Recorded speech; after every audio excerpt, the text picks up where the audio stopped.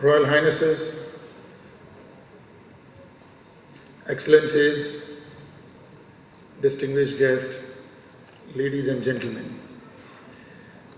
It is indeed my great privilege to be here in this conference, and I congratulate Your Royal Highness Dr. Maria for organizing this, and our dear friend Dr. Anthony inviting me on this event. Looking at the audience of the dais and on the dais, I can say something that Dr. Maria, you have a charisma to pull stars from the galaxy and create your own galaxy, which is called as the Maria Galaxy. All stars have achieved a lot in their own field. Even participants at the back are very distinguished, because Galileo has said in 16th century that I have yet to meet a person who is so ignorant that I can't learn anything from him. So there is each one in this hall who can teach me something, that at least I know this. So it becomes a very eminent conference from LA to the Far East, and from Russia to Africa. Everybody is present in this hall. Talking about poverty, eradication of poverty. See, nobody likes to be poor. In whatever situation they are in, they want to improve their livelihood. But it's a matter of how. The ignorance and poverty can only be eliminated by education, and if they have passed the age of education, it's a skill development. There are a lot of skills which are scarce in the market. You ask for certain skills and you don't find people. Certain gaps are so huge in the livelihood programs that if certain skills are empowered and trained to the individuals, then their livelihood can definitely be improved. A lot is required to work on this, because the world has more poor than the rich ones. In the inaugural session, the minister said that 73% of the wealth is owned by 1% in India. That's a very high imbalance, and it is getting polarized. So the rich are getting richer, poor are getting poorer. I had an honor and opportunity to be in the Rashtrapati Bhavan on the Festival of Innovation, meeting the President of India as well. There also I said that as we have an election census done in the constituency, like gender-wise, age-wise, area-wise, we should have an intellectual census of the country. You should have a census where how many doctors, engineers, graduates, undergraduates, literate, illiterate. Once we have this data, then like we have a poverty line, we can draw an intellectual line. Then putting everyone in their own classification, making a bridge program to bring everyone to that intellectual line, giving them skills, education. Maybe we have to do aptitude test to know their likes and dislikes, and then putting them into the field with what they like, and then train them to earn their livelihood with dignity. In the previous session, we talked about human rights and slavery. What is the definition of slavery?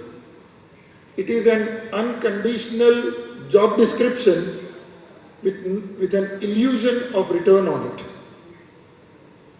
Unconditional, in any employment, there is a clear job description with primary responsibilities, secondary responsibilities, and with this responsibility, in this stipulated time, you will get these considerations.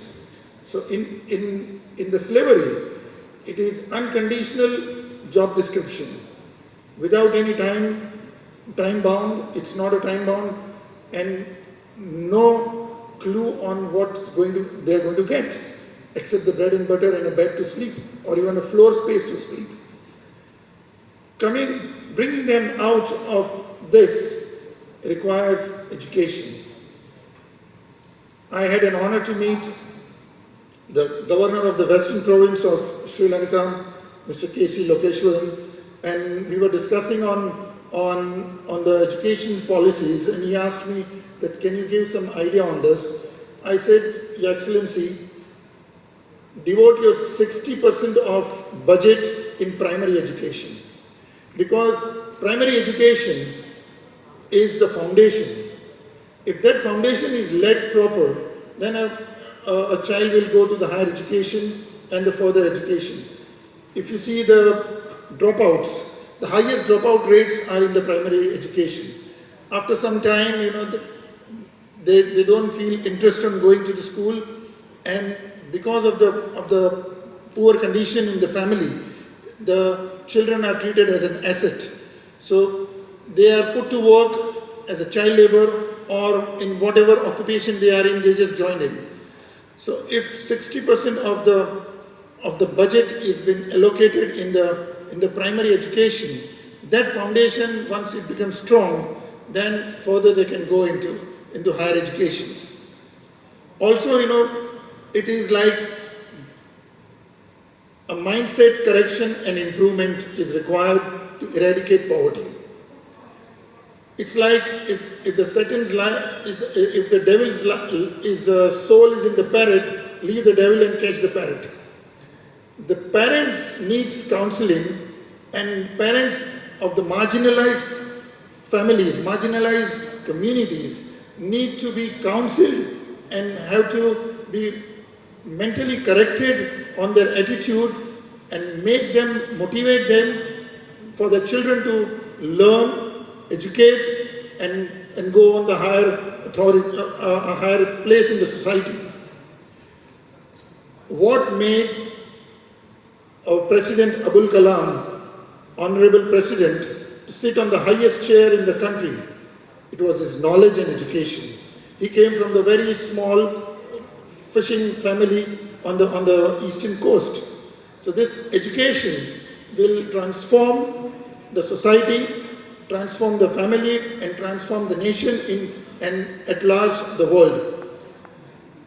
With this, I end my talk, and once again I thank Dr. Maria for giving this opportunity, and I request you that consider me as your foot soldier in this journey to achieve peace, humanity, eradication of poverty, food and health security, and your all the noble goals, what you're working on it.